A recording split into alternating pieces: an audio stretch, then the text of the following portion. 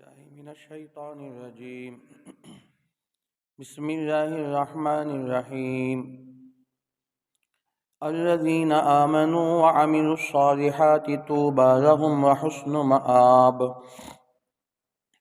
كذلك أرسلناك في أمة قد خلت من قبلها لتتلو عليهم الذي أوحينا إليك وهم يكفرون بالرحمن قل هو ربي لا إله إلا هو عليه توكلت وإليه متاب ولو أن قرآنا سيرت به الجبال أو قطعت به الأرض أو كلم به الموتى بل لله الأمر جميعا أفلم ييأس الذين آمنوا أن لو يشاء الله لهدى الناس جميعا ولا يزال الذين كفروا تصيبهم بما صنعوا قارئة أو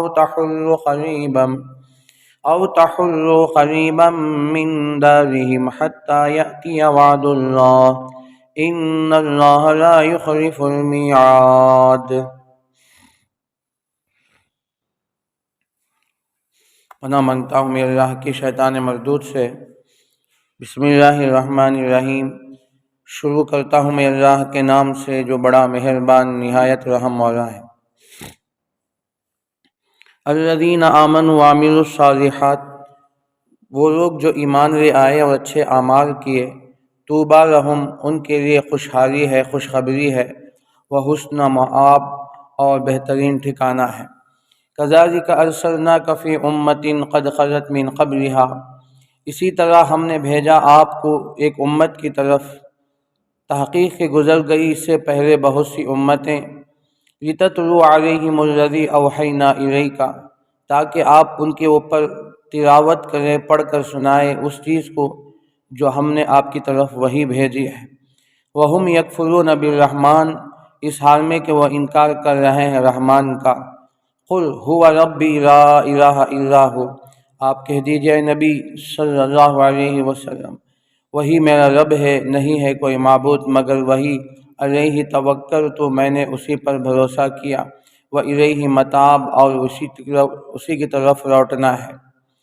وَلَوْ أَنَّ قُرْآنًا سُيِّرَتْ بِهِ الْجِبَالُ أَوْ قُطِّعَتْ بِهِ الْأَرْضُ، اور اگر قرآن ایسا ہوتا کہ جس کے ذریعے سے پہاڑوں کو چلایا جائے یا زمین کو ٹکڑے ٹکڑے کر دیا جائے، او کلم بہ الموتى، یا اس سے مردے بات کرنے لگے، بل للہ الامر جمیعا، بلکہ اللہ ہی کے لیے تمام معاملہ۔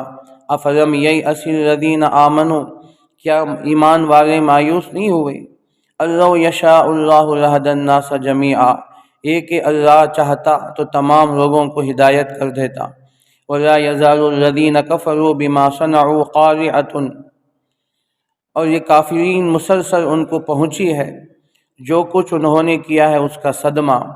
او تحل قریبا من دارہم، یا ان کو اتر پڑا ہے ان کے قریب ان کے گھروں کے، حتی یأتی وعد اللہ، یہاں تک کہ اللہ کا وعدہ آ گیا۔ ان اللہ لا یخلف المیعاد، بے شک اللہ تعالیٰ وہ وعدے کے خلاف نہیں کرتے ہیں۔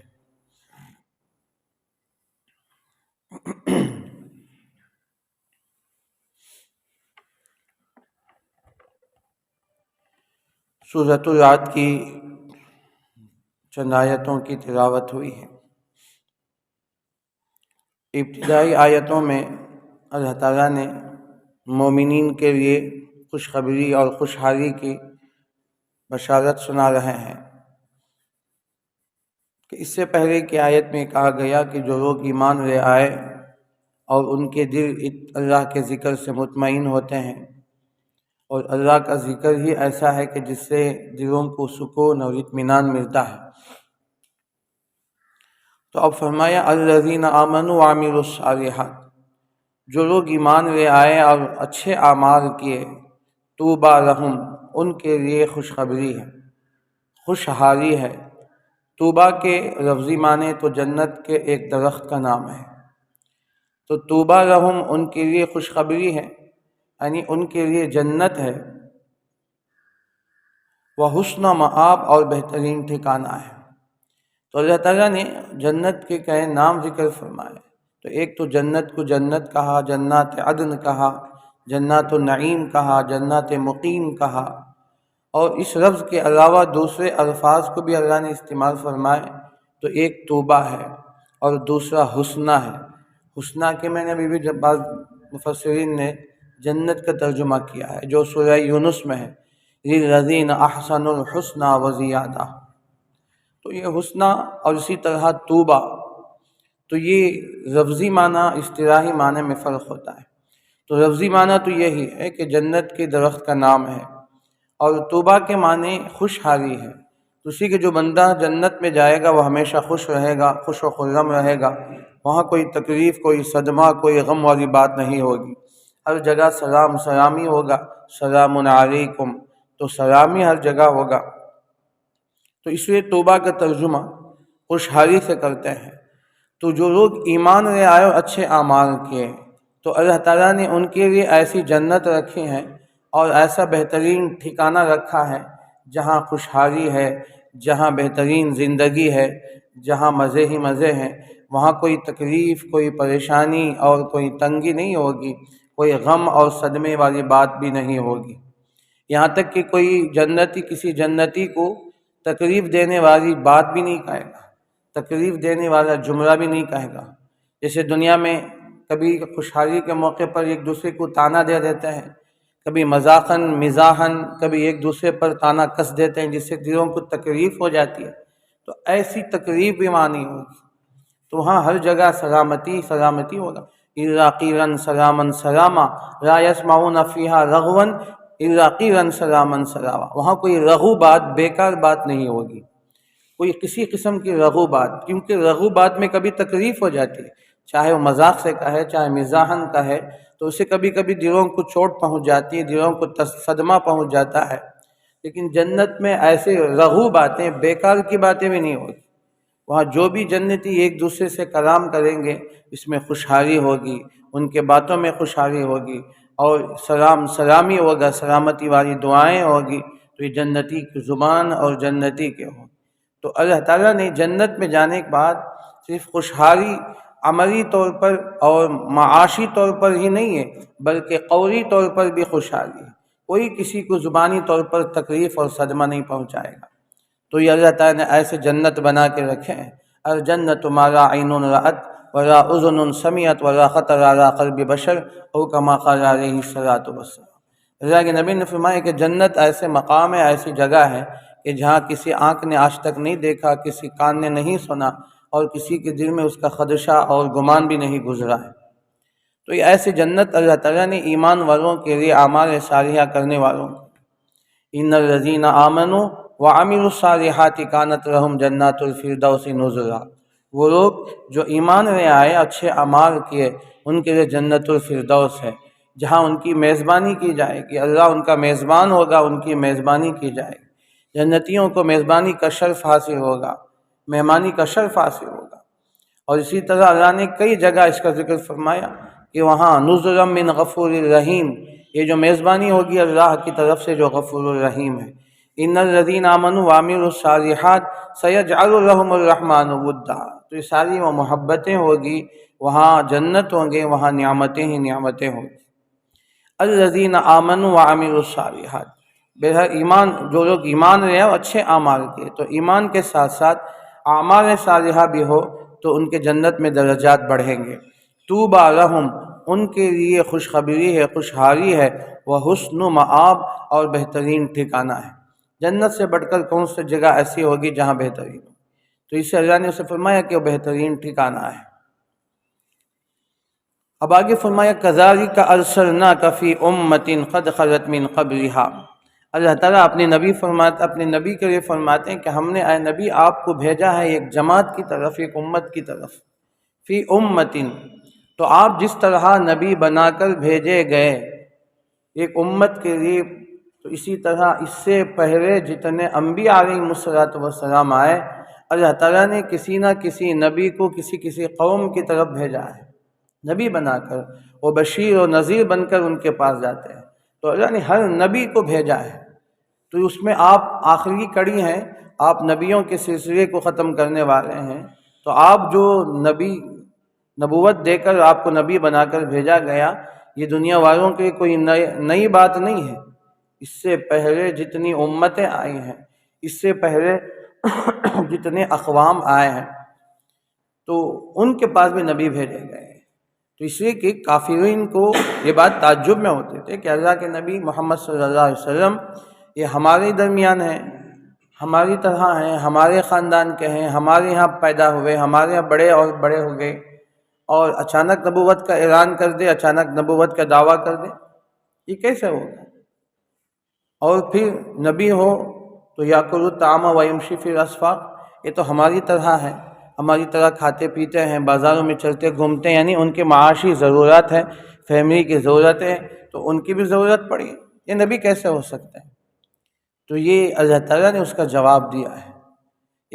یہ جو اعتراض کر رہا ہے، اللہ نے اس اعتراض کا ذکر سورہ فرقان میں فرمایا 18ویں پارے میں، وَقَالُوا مَا لِهَٰذَا الرَّسُولِ يَأْكُلُ الطَّعَامَ وَيَمْشِي فِي الْأَسْوَاقِ لَوْلَا أُنزِلَ إِلَيْهِ مَلَكٌ فَيَكُونَ مَعَهُ نَذِيرًا۔ یہ کیا ہو گیا اس رسول کو؟ یہ تو ہماری طرح کھاتے پیتے ہیں، بازاروں میں چلتے گھومتے ہیں، تو یہ نبی کیسے ہو سکتے ہیں؟ تو نبی ہو تو یا تو نبی کوئی فرشتہ ہونا چاہیے، یا نبی کے ساتھ کوئی فرشتہ اتارا جاتا، لولا انزل الیہ ملک، کوئی فرشتہ اتارا جاتا، او یکون معہ نذیرا، یا ان کے ساتھ کوئی ڈرانے والا ہوتا، وہ فرشتہ کر کے تاکہ دیکھو یہ نبی ہے، یہ نبی ہے، یہ نبی۔ اس طرح کی باتیں ہیں تو بس ایمان نہ لانے کے بہانے ہیں۔ تو اللہ تعالیٰ نے اس کا جواب دیا، آپ ان سے پوچھیں، یہ کوئی نئی بات نہیں۔ اس سے پہلے جتنے انبیاء علیہ السلام آئے ہیں، جتنی امتیں آئے ہیں، ان کی طرف جو جو نبی بھیجے گئے ہیں نبوت کے ساتھ، تو اب تمہاری کوئی کون سی نئی بات ہے جو تم اس طرح کے دعوے کر رہے ہو، اس طرح کے اعتراضات کر رہے ہو؟ یہ کون سی نئی بات تم کر رہے ہو؟ کہ تم نہیں جانتے اس سے پہلے نبی آئے، حضرت ابراہیم علیہ السلام آئے، کیا وہ فرشتے تھے؟ یا ان کے ساتھ کوئی فرشتہ ساتھ ساتھ پھرتا تھا جو ان کی تائید کرے؟ اور اس سے پہلے جتنے نبی آئے، تو یہ تمام باتیں اللہ تعالیٰ ان کا جواب دے کر یہ کہہ رہے ہیں کہ اے نبی، یہ سب آپ ہم نے بھیجا ہے، تو یہ ایمان نہ لانے کے بہانے ہیں۔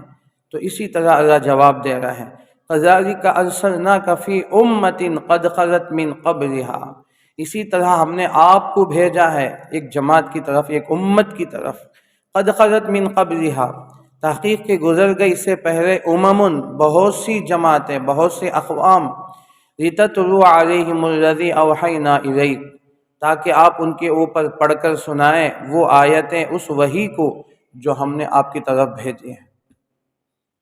تو ہر نبی کے پاس وحی آتی تھی، آپ بھی وہی کام کر رہے، کوئی نیا کام تو نہیں ہو رہا ہے۔ وَهُمْ يَكْفُرُونَ بِالرَّحْمَٰنِ، حالانکہ وہ رحمان کا انکار کرتے ہیں۔ خود آپ کہہ دیجئے نبی، ہوا ربی، رحمان کون ہے؟ میرا رب ہے، لا الہ الا ہو۔ اللہ نے فرمایا کہ جب اللہ کے نبی صلی اللہ علیہ وسلم ان کے سامنے رحمان کا تعارف کرتے تو پوچھتے کہ وما الرحمن، یہ رحمان کون ہے؟ سجدے کی آیت ہے جو سورہ فرقان کے آخر میں ہے، وَإِذَا قِيلَ لَهُمُ اسْجُدُوا لِلرَّحْمَٰنِ قَالُوا وَمَا الرَّحْمَٰنُ أَنَسْجُدُ لِمَا تَأْمُرُنَا وَزَادَهُمْ نُفُورًا۔ یہ سجدے کی آیت بعد میں سجدہ کر رہا۔ جب ان سے کہا جاتا ہے کہ رحمان کے لیے سجدہ کرو تو کہتے ہیں کہ رحمان کون ہے، ہم تو نہیں جانتے۔ ایک نیا لفظ ہے رحمان، یہ کون سا لفظ ہے؟ ہم نہیں جانتے رحمان، کہ ہم سجدہ کریں ایسے جس کا ہمیں حکم نہیں دیا گیا اور جس سے ہم بھاگتے ہیں، ایسی بات کہ ہم کو سجدہ کرنے کا حکم دیا جا رہا ہے۔ تو یہ رحمان کا انکار کرتے تھے۔ اسی طرح حدیبیہ کے موقع پر جب اللہ کے نبی صلی اللہ علیہ وسلم اور مسلمانوں اور کافروں کے درمیان معاہدہ صلح نامہ تیار ہوا، ہر 17 دن اللہ کے نبی حدیبیہ میں آپ نے قیام فرمایا، کئی بات چیت اور گفتگو کے بعد اس کے بعد ایک اگریمنٹ تیار ہوا اور تحریر نامہ تیار ہوا، جس میں اللہ کے نبی صلی اللہ علیہ وسلم نے کہا، حضرت علی ذکر ہے، کاتب حضرت علی تھے رضی اللہ، انہوں نے بسم اللہ الرحمن الرحیم لکھا۔ تو جو ان کا قاصد تھا، جو سہیل نام کا آدمی، اس نے کہا کہ یہ کیا ہے، یہ بسم اللہ الرحمن الرحیم کیا ہے؟ رحمان اور رحیم کون ہے؟ آپ اسے مٹا دیں۔ اگر ہم اس کو مان لیں گے تو پھر ہمارے تمہارے درمیان اختلاف ہی کیا ہے؟ اختلاف تو اسی نام کی بنیاد پر ہے. تم کہتے ہو کہ رحمان ایک ہے، تم کہتے ہو کہ اللہ ایک ہے، ہم کہتے ہیں کہ نہیں. تو اس نے انکار کر دیا صاف، اور ان کے ساتھ جو خاصر بن کر آئے تھے انہوں نے کہا کہ ہم نہیں مانیں گے اس کو، آپ اسے مٹا دیں. تو بسم اللہ الرحمن الرحیم اللہ کے نبی نے فرمایا کہ مٹا دو.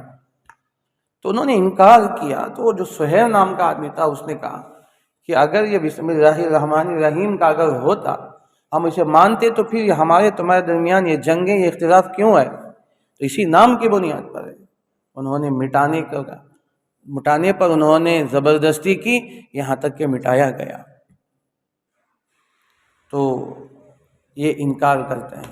تو اللہ تعالیٰ نے سورہ بنی اسرائیل میں فرمایا قل ادعوا اللہ عبد الرحمن ایما تدعوا فلہ الاسماء الحسنی وللہ الاسماء الحسنی فادعوہ بہا. کہا کہ اے نبی آپ کہہ دے، آپ اللہ کہہ کر پکارو، رحمان کہہ کر پکارو، دونوں ایک ہیں. اب اس میں ان کی دو باتیں یہاں. ایک بات تو یہ ہے کہ وہ یہ سمجھ رہے تھے الرحمن اللہ الرحمن دونوں الگ الگ ہیں، نعوذ باللہ دو خدا ہیں. تو اس سے الگ الگ نام لیا جا رہا ہے. الرحمن اللہ کہہ رہا ہے الرحمن ہے، تو نعوذ باللہ چونکہ وہ کئی معبودوں کے خائر تھے تو یہ سمجھ رہے تھے کہ اللہ ایک خدا ہے اور رحمان ایک ہے، نعوذ باللہ. تو اس کا جواب دیا کہ تم اللہ کہہ کر پکارو یا رحمان کہہ کر پکارو، دونوں ایک ہیں. ایما تدعو، جس لفظ سے بھی تم پکارو وہی ہے. اور اللہ کی صرف دو نام نہیں، اسماء حسنہ ہے.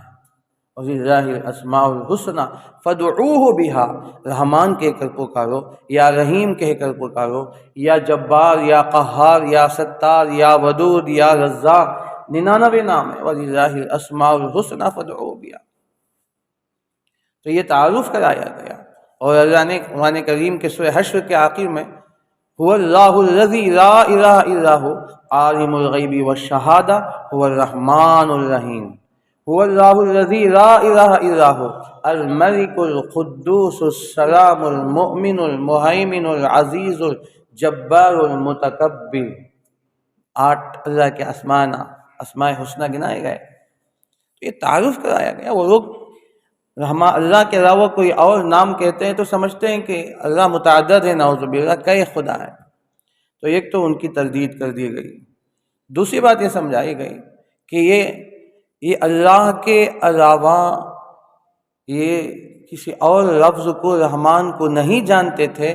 یہ رحمان اور اسماء حسنہ کا تعارف کیا جا رہا ہے. اب چونکہ وہ لات اور عزیٰ، منات، حبل، یہ جو ان کے بڑے بڑے خدا ہیں، جو طائف اور مکے کے راستے میں بڑے بڑے خدا جو بنائے گئے، جو 60 فٹ 30 فٹ کا ایک خدا ان کا تھا، 60 فٹ کا ایک خدا حبل نام کا تھا. اتنے بڑے بڑے بنائے ہوئے تھے. تو وہ سال میں 2 مرتبہ ان کے یہاں فنکشن اس طرح کے ان کے عیدیں ہوتے تھے، میلے ہوتے تھے. تو یہ ان کو تمام خداؤں میں بڑا خدا مانتے تھے. لات اور عزیٰ، منات، حبل، اس قسم کے جو نام ہے اللہ نے سورہ نجم میں اس کا ذکر فرمایا. افرأیتم اللات والعزیٰ ومناۃ الثالثۃ الاخری، تیسرا نام خدا کو تم جانتے؟ تو ہاں اس کی تشریح کی گئی. تو یہ ان کے بڑے بڑے تھے، یہ ان کو جانتے تھے. تو رحمان کا جب لفظ آیا تو یہ لوگ یہی سمجھنے لگے کہ نعوذ باللہ مسلمان بھی اللہ کے علاوہ رحمان کی بھی پوجا کر رہے ہیں. تو یہ دونوں الگ الگ ہیں. تو ایک تو بتایا گیا کہ دونوں ایک ہیں، جس کو بھی پکارو ایک ہی ہے. اور پھر تعارف کیا گیا، یہ بتایا گیا کہ اللہ تو ایک ہے، اللہ کا ذاتی نام ایک ہے اور صفاتی نام 99 ہے. ذاتی نام ایک ہے اللہ، جو قرآن میں اللہ نے سب سے زیادہ اس کا ذکر ہے، یہ اللہ ہے، اللہ کا جو ذاتی نام ہے. صفاتی نام زیادہ ہے. جو صفاتی نام الرحمن، الرحیم، الملک، القدوس، الجبار، الستار، القہار، الوہاب، المہیمن، العزیز، تو یہ تمام اللہ تعالیٰ کے اسماء حسنہ ہیں. تو یہ وہ انکار کرتے تھے. وہم یکفرون بالرحمن، تو اس حال میں کہ وہ رحمان کا انکار کرتے تھے تو قل آپ کہہ دیجئے نبی ہوا ربی، وہ میرا رب ہے. لا الہ الا ہو، نہیں ہے کوئی معبود مگر وہی. علیہ توکلت و الیہ متاب، اسی پر میں نے بھروسہ کیا اور اسی کی طرف ہمیں لوٹنے کی جگہ ہے. تو بھئی آگے انہی اعتراضات کا سوال کا جواب دیا گیا ہے۔ کفار مکہ کہ ایک جماعت اللہ کے نبی صلی اللہ علیہ وسلم کے پاس آئی اور آ کر کہا کہ انہوں نے بلا ضرورت انہوں نے مطالبے کیے، اور انہوں نے کہا کہ جو قرآن آپ کی طرف اترتا ہے، آپ پر وحی نازل ہوتی ہے، آپ پر جو کتاب نازل ہوتی ہے، تو واقعی اگر یہ اللہ کی کتاب ہے تو اس سے آپ کو حکم دے کہ پہاڑ اپنی جگہ سے ٹل جائے۔ چونکہ مکہ جو وادی اصل ایک وادی ہے ام القرا جو قرآن میں کہا ہے، تو تینوں طرف پہاڑوں سے گھرا ہوا ہے، ایک ہی راستہ ہے مکے کا، باقی تینوں طرف پہاڑی پہاڑ ہے، اور یہ ایسا خشک علاقہ ہے سوائے گرمی کی کچھ نہیں ہوتی، بہت سخت گرمی، اور وہاں کی پیداوار میں کچھ نہیں ہوتے سوائے کھجور کے، کچھ وہاں نہیں ہوتی، نہ کھیتی کر سکتے نہ کوئی، اور جتنی چیزیں وہ باہر سے آتی۔ تو انہوں نے کہا کہ اور پانی کی بہت سخت تنگیاں ہوتی تھی، تو انہوں نے یہ مطالبہ کیا کہ ایک مرتبہ آ کر کہ اے نبی صلی اللہ علیہ وسلم، اگر واقعہ پر اللہ کے نبی ہیں اور آپ پر اترنے والی کتاب واقعی ہے، تو آپ یوں کہہ دیں کہ پہاڑوں کو ایک دور کر دے، ہٹا کر دور کر دے، تاکہ پوری زمین بن جائے، ہماری کشادہ زمین ہو جائے۔ ایک ان کا یہ مطالبہ تھا۔ پھر دوسرا مطالبہ یہ تھا کہ زمین پھاڑ دی جائے، اس سے نہروں کو بہنے لگے، پانی ابلنے لگے، او قطعت بہ الارض، تو یہاں زمین کے ٹکڑے ٹکڑے ہو جائے اور وہاں سے پانی کے چشمے چاروں طرف سے نکلنے لگے۔ دوسرا مطالبہ۔ تیسرا مطالبہ یہ تھا کہ جتنے مردے ہیں ان میں سے چند مردے ایسے ہو کہ ہم سے زندہ ہو کر کلام کریں، بات کریں، تو پھر ہم مانیں گے واقعی آپ اللہ کے نبی ہیں، واقعی آپ اللہ کی کتاب آپ کے اوپر آتی ہے، وہی آپ کے پاس آتی ہے۔ تو یہ مطالبہ انہوں نے کیا، تو اللہ تعالیٰ نے اس کی تردید میں آیت نازل فرما دی۔ اور بعض مسلمان یہ چاہتے بھی تھے کہ اگر ان کا یہ مطالبہ پورا ہو جائے، اللہ کے لیے تو کوئی مشکل نہیں، پہاڑوں کو ہٹانا، زمین پھاڑ کے چشمے جاری کرنا اور مردے کا بات کرنا کیا مشکل ہے؟ اللہ چاہے تو منٹوں میں ہو سکتا ہے، سیکنڈوں میں ہو سکتا ہے۔ تو اس لیے مسلمانوں کو پورا یقین تھا، تو بعض مسلمان یہ چاہتے تھے کہ ان کا مطالبہ کاش کے پورا ہو جاتا تو اچھا ہے، تاکہ یہ لوگ جو یہ سردار ہیں، چودھری ہیں، یہ مسلمان ہو جائیں گے۔ تو اللہ تعالیٰ نے آیت نازل فرما دی اور ان دونوں کا جواب دیا، کفار مکہ کا منہ توڑ جواب دیا، اور مسلمانوں سے بھی کہا کہ جو تمہارا یہ مطالبہ ہے بلا ضرورت ہے، ورنہ اللہ کے لیے کوئی مشکل نہیں۔ اللہ کو پہلی بات تو یہ سمجھے کفار مکہ کا ایک جواب دیا گیا، یہ چاہتے ہیں وَلَوْ أَنَّ قُرْآنًا، یا قرآن سے مراد قرآن بھی اور دیگر کتابیں بھی مراد ہے، مفسرین نے ذکر فرمایا، اور حدیث میں فرمایا کہ قرآن سے مراد زبور ہے یا کوئی اور کتاب بھی آسمانی کتابیں ہیں، تو اس طرح کی آسمانی کتابیں اس وجہ سے نازل کی گئی ہیں، اس کا مقصد اترنے کا یہ ہے کہ اس سے معجزات کا ظاہر ہو، پہاڑوں کو ہٹا دیا جائے، زمین کو ٹکڑے بنا دیا جائے، مردے بات کرنے لگے۔ کیا قرآن کے اترنے کا یہ مقصد ہے؟ نہیں، قرآن کا مقصد یہ نہیں ہے۔ اگر یہ قرآن کا مقصد ہوتا تو اللہ تعالیٰ کبھی کے ان کے مطالبے پورے کر دیتے۔ نزول قرآن کا مقصد ہدایت ہے، اللہ کے بندے جو اللہ سے دور ہیں، بھٹکے ہوئے ہیں، وہ ایک اللہ کی طرف آ جائے۔ تو یہ ان کے بیجا مطالبے، یہ بیجا ہیں، یہ ایمان لانے والے نہیں ہیں۔ چاند کے 2 ٹکڑے کر کے دکھایا اللہ کے نبی صلی اللہ علیہ وسلم، مسلمان ہوئے؟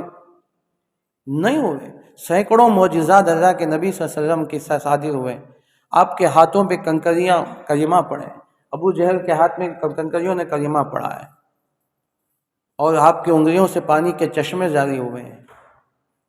انہوں نے کتنے معجزات دیکھے محمد رسول اللہ صلی اللہ علیہ وسلم سے۔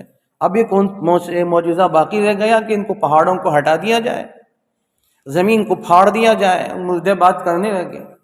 یہ مقصد نہیں ہے، ورنہ پھر نزول قرآن کا مقصد ہی فوت ہو جائے۔ آپ یہاں صبح میں اٹھ کر فجر کی نماز کے بعد اپنی نیند کو قربان کرنے کے لیے آتے ہیں، قربان کر کے یہاں قرآن کے درس سننے کے لیے آتے ہیں۔ آپ کا مقصد، میرا مقصد واحد یہی ہے کہ قرآن پڑھیں اور اس کو سمجھیں۔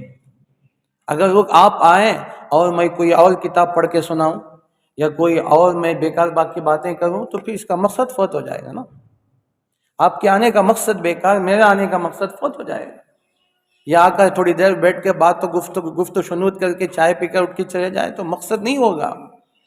تو اللہ تعالیٰ نے مقصد کی طرف بتایا کہ قرآن کے اترنے کا نعوذ باللہ یہ مقصد نہیں ہے، ورنہ اللہ کے لیے کوئی مشکل نہیں۔ بل للہ الامر جمیعا، اللہ یوں حکم دے تو وہ ہو جائے گا، کوئی مشکل نہیں اللہ کے لیے۔ اللہ کرنا چاہے تو کر سکتے ہیں۔ اذا قضا امرا فانما یقول له کن فیکن، جس کن کے ذریعے نے ساتوں آسمانوں کو بنایا، زمینوں کو بنایا، پہاڑوں کو بنایا، تو اس کو ہٹانے میں کتنا وقت لگے گا، زمین کو پھاڑنے میں کتنا وقت لگے گا؟ لیکن نہیں، ایک تو یہ ہے کہ زمین پھٹ بھی جائے، پہاڑ ہٹ بھی جائے تو تب یہ لوگ مسلمان نہیں ہوں۔ مردے زندہ ہو کر کلمہ پڑھنے بھی لگے تب بھی یہ لوگ ایمان لانے والے نہیں، کہیں گے کہ یہ تو جادو ہے، ان یا سحر مبین، کہیں گے تو یہ جادو محمد نے جادو کر کے دکھایا۔ تو جب چاند کے 2 ٹکڑے ہو تو یہی کہا نا، دیکھو محمد نوزو اتنا بڑا جادوگر ہے کہ اس کا جادو چاند پہ بھی چلنے لگا، تو اس کے سوا کچھ اور نتیجہ نہیں نکلے گا۔ تب نتیجہ بے فائدہ ہے تو پھر مقصد کو کیوں ظاہر کریں؟ ہاں، اس وقت یہ بات سوچی جا سکتی ہے جب نتیجہ مثبت نہ ہو، تو اس وقت مسلمان بھی یہی چاہتے تھے کہ ہو سکتا ہے اتنا بڑا معجزہ دیکھ کر یہ لوگ مسلمان ہو جائیں، تو مسلمانوں کی یہی خواہش تھی، ایک نیک نیتی، حسن ظن تھا۔ لیکن یہاں تو نہیں، اللہ جانتے ہیں، اللہ دل کی بات کو جانتے ہیں نا، اس کے بعد یہ لوگ مسلمان ہوں گے یا نہیں ہوں گے، اللہ کے علم میں ہے۔ تو اس لیے اللہ نے مقصد فوت ہونے نہیں دیا۔ یہ اصل اس آیت کا مقصد ہے، اس آیت میں یہی بات اثر آئی۔ تو اللہ نے نبیوں کو بھیجنے کا مقصد، وحی کے اتارنے کا مقصد، نزول قرآن یا دیگر آسمانی کتابوں کے اتارنے کا مقصد، جتنے انبیاء دنیا میں آئے ان کے آنے کا مقصد، جتنی کتابیں دنیا میں آئی گئیں ان کا مقصد، جتنی شریعتیں آئیں سب کا مقصد ایک ہے کہ اللہ کا تعارف، اللہ کی پہچان۔ وہ تو ہو گیا، اب کیا چیز باقی رہ گئی کہ ہم پہاڑوں کو ہٹا دیں، ہم زمین کو پھاڑ دیں، مردے بات کرنے لگے؟ تو اس سے اللہ تعالیٰ نے ان سے کہا وَلَوْ أَنَّ قُرْآنًا، تو ایک تو یہ ان کا کافروں کا منہ توڑ جواب دے دیا، اور دوسرا مسلمانوں کو بھی کہا کہ کیا آپ لوگ اتنے مایوس نہیں ہو گئے کہ اللہ تعالیٰ یہ کام کر کے نہیں دکھائیں گے؟ تو فرمایا کہ اگر ان کو ہدایت دینا ہی ہوتا تو ہم سب کو ایک ساتھ ہدایت دیتے نا، پہاڑوں کو ہٹا کر کیوں ہدایت دیں گے، ہم زمین کو پھاڑ کر کیوں ہدایت دیں گے، مردوں کو بات کرنے کے ذریعے سے سبب ان کو کیوں بنائے ہیں، معجزات کو سبب کیوں بنائے؟ اگر اللہ چاہے لو شاء اللہ لہدی الناس جمیعا، سب کے دلوں کو یوں پھیر دے اللہ۔ حدیث میں فرمایا گیا، ترمذی کی روایت ہے، تمام انسانوں کے دل اللہ کے 2 انگلیوں کے، اللہ کے رحمان کے 2 انگلیوں کے درمیان میں۔ منٹوں میں کوئی آدمی مسلمان ہو سکتا ہے، منٹوں میں کافر ہو سکتا ہے، یضل بہ کثیرا ویہدی بہ کثیرا۔ اس کے لیے پہاڑوں کو ہٹانے کی کیا ضرورت ہے؟ اس کے لیے مردے بات کرنے کی کیا ضرورت ہے؟ اگر اللہ کا مقصد ہوتا یہی کہ سب کچھ دے دیتے، ایک ہی ساتھ سب کو ہدایت دے دیتے، لیکن یہ نہیں، کہ اللہ کا قانون الگ ہے، اس کو سمجھنا پڑے گا، منشاء خداوندی کو سمجھنا پڑے گا۔ فَلَن تَجِدَ لِسُنَّتِ اللَّهِ تَبْدِيلًا وَلَن تَجِدَ لِسُنَّتِ اللَّهِ تَحْوِيلًا۔ اللہ اپنے طریقے میں کبھی آگے پیچھے نہیں کرتے، جو اصول اللہ کا قانون ہے روز اول سے آخر تک وہی چلے گا۔ کفار کے اوپر آپ امید مت رکھو کہ وہ یہ مطالبہ دیکھنے کے باوجود ایمان لے آئیں گے، نہیں، چاند کے 2 ٹکڑے ہونے کے باوجود ایمان نہیں لائے تو پھر کہاں سے لوگ ایمان لائیں گے؟ اللہ کے نبی معراج تشریف لے گئے، جا کر آپ نے مسجد اقصیٰ کے پورے حالات بیان فرمائے تو تب بھی لوگ ایمان نہیں لائے۔ تو یہ اللہ تعالیٰ نے ان کے منہ توڑ جواب دیا اور مسلمانوں کو تسلی بھی دے دی۔ وَلَوْ أَنَّ قُرْآنًا سُيِّرَتْ بِهِ الْجِبَالُ أَوْ قُطِّعَتْ بِهِ الْأَرْضُ أَوْ كُلِّمَ بِهِ الْمَوْتَىٰ، اور اگر ایسا ہوتا کہ قرآن کوئی بھی کتاب اس لیے ایک جملہ پوشیدہ ہے، اس لیے اتاری جائے کہ سُيِّرَتْ بِهِ الْجِبَالُ، کہ تاکہ اسے پہاڑوں کو چلایا جائے، أَوْ قُطِّعَتْ بِهِ الْأَرْضُ، یا زمین کو پھاڑا جائے، ٹکڑے کیا جائے، او کلم بہ الموتى، یا اس سے مردے بات کرنے لگے، بل للہ الامر جمیعا، بلکہ اللہ ہی کے لیے تمام معاملہ ہے۔ ولا يزال الذين كفروا تصيبهم بما صنعوا قارعة او تحل قريبا من دارهم۔ آگے اللہ تعالیٰ نے فرمایا کہ اگر یہ لوگ ایمان نہیں لائیں گے تو ان کے اوپر مسلسل حالات آئیں گے، مصیبتیں آئیں گی ان کے اوپر۔ ہم نے حجت کو قائم کر دیا، فللہ الحجت فللہ الحجت البالغہ، ہماری حجت تو پوری ہو گئی۔ اس کے بعد اگر یہ ایمان نہیں لائیں گے، ہم نے حجت پوری کرنے کے لیے نبی کو بھیجا، کتابوں کو اتارا، وحی کو بھیجا، نبی نے جبرائیل کو بھیجا، معجزات کو دکھلایا، حجت تو پوری ہو گئی، اس کے بعد کوئی حجت باقی نہیں ہے۔ اس کے بعد بھی اگر یہ لوگ ایمان نہیں لاتے ہیں تو یہ ان کی ہردرمی ہے، یہ ان کی انانیت ہے۔ تو اب اگر یہ اپنی ہردرمی سے ایمان نہیں لائیں گے تو پھر وہ عذاب کا انتظار کریں، حالات و مصیبت کا انتظار کریں۔ فانتظروا انی معکم من المنتظرین، تم بھی انتظار کرو، ہم بھی تمہارے ساتھ انتظار کرتے ہیں۔ تو یہ اس کا جواب دیا گیا۔ افلم ییأس الذین آمنوا، کیا ایمان والے مایوس نہیں ہوگے اس بات پر کہ اللہ یشاء اللہ لہدی الناس جمیعا، اگر اللہ چاہتا تو تمام لوگوں کو ہدایت دے دیتا۔ ولا یزال الذین کفروا تصیبهم بما صنعوا قارعۃ، اور کافرین پر مسلسل پہنچتی ہے جو کچھ انہوں نے کیا ان کو صدمہ، قارعۃ کے معنی صدمہ، دلی تکلیف، او تحل قریبا من دارہم، یا اتر پڑے گی کوئی مصیبت ان کے گھروں کے قریب۔ کیا مطلب ہے اس کا؟ دو ترجمے، دو تفسیر مفسرین نے فرمائے۔ ایک تو یہ اس سے صلح حدیبیہ ہے اور دوسرا فتح مکہ مراد ہے۔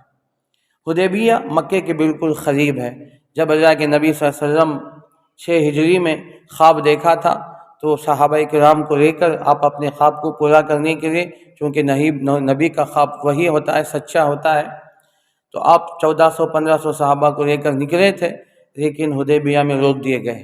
یہ ان کے گھروں کے قریب آ کے رک گئے۔ اب پھر معاہدہ ہوا، پھر واپس چلے گئے، پھر آئندہ سال نے عمرۃ القضاء آپ نے فرمایا۔ تو یہ مراد ہے۔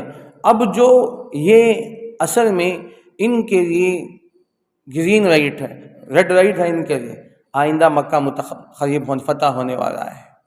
کیا سمجھ رہے ہو کہ مسلمان دب کے واپس جا رہے ہیں کہ نہیں؟ تو یہ اللہ نے ان کے لیے ریڈ لائن لگا دیا کہ اب ان کے لیے آلات آ گئے۔ 6-7 سال کا عرصہ گزر گیا، جنگ بدر، احد اور تمام حنین سب ہو گئے اور ایک ایک فتح ہو گیا۔ اب باقی ہے مکہ فتح ہونا، اس کے لیے یہ مقدمہ ہے صلح حدیبیہ۔ اب اس کی پوری تاریخ پڑھ کر دیکھیں تو آپ کو سمجھ میں آئے گا کہ حدیبیہ کیا ہے۔ گویا فتح مکہ کا یہ مقدمہ ہے، یہ ہیڈنگ ہے اس کا۔ پھر اللہ تعالیٰ نے 1.5 سال کے عرصے میں اس کے بعد اللہ تعالیٰ نے مکہ فتح فرمائی۔ تو یہ او تحل قریبا من دارہم، ان کے گھروں کے قریب، یعنی ان کے بستیوں کے قریب اللہ تعالیٰ نے وہاں اتار کے دکھا دیا۔ اب تم ایمان نہیں لاؤ گے نا تو پھر مکہ بھی تمہارے ہاتھ میں نہیں رہے گا، کعبۃ اللہ بھی تمہارے ہاتھ میں نہیں رہے گا، اب تم سے چھین لیا جائے گا۔ اذا جاء نصر اللہ والفتح انا فتحنا لک فتحا مبینا، تو یہ اللہ کے فتح، اللہ کی مدد آئے گی، یہ ان کے لیے ان کو بتایا گیا، ان کے نشاندہی کی گئی۔ تو بل للہ الامر، فرمایا او تحل قریبا من دارہم، تو یہ تو حدیبیہ مراد ہے۔ اس سے حدیبیہ میں 17 دن اللہ کے نبی نے قیام فرمایا تھا، یا تو پھر اس کے بعد یہ فتح مکہ مراد ہے۔ حتیٰ یأتی وعد اللہ، یہاں تک کہ اللہ کا وعدہ پورا ہو چکا، اللہ کا وعدہ آئے گا۔ ان اللہ لا یخلف المیعاد، بے شک اللہ تعالیٰ وعدے کے خلاف نہیں کرتے۔ تو یہ ان کے جو مطالبات ہیں اس کی تردید کی گئی اور پھر مسلمانوں کو تسلی دی گئی، پھر آگے فتح مکہ کی بھی یہاں خوشخبری دی گئی۔ تو حتیٰ یأتی وعد اللہ، یا اللہ کا وعدہ پورا ہونے والا ہے۔ ان اللہ لا یخلف المیعاد، بے شک اللہ تعالیٰ اپنے وعدے کے خلاف نہیں فرماتے ہیں۔